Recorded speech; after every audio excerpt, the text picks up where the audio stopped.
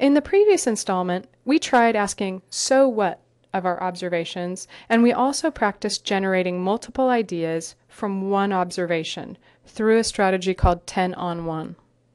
Here, we'll practice a strategy called "seems to be about X, really about Y" that will help you generate multiple ideas to reach conclusions about your subject. Let's return to Night Crow, the poem by Theodore Roethke that we observed in Move 3. Based on our observations about the poem, we can begin to say what the poem is about. To do this, we're going to use the template "seems to be about X, but is really about Y."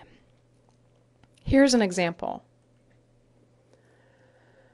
The poem seems to be about dreams, but is really about the influence of conscious thought on unconscious thought. Let's keep going and see where it leads. The poem seems to be about the influence of conscious thought on unconscious thought, but is really about the differences between material and abstract reality. The poem seems to be about the difference between material and abstract reality, but is really about the boundlessness of imagination.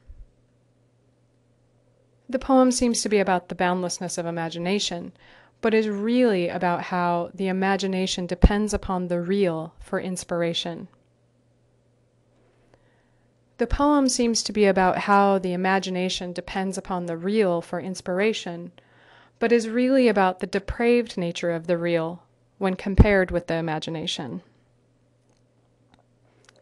As you can see, this template helps you get closer and closer to what you really want to say about the subject. Often, where you arrive might surprise you, but it will always be a result of the steps that came before. Remember, analysis calls for slowing down and looking deliberately at your subject with a spirit of openness and neutrality. It takes time, but the ideas will be thought-provoking, and more importantly, they'll be your own.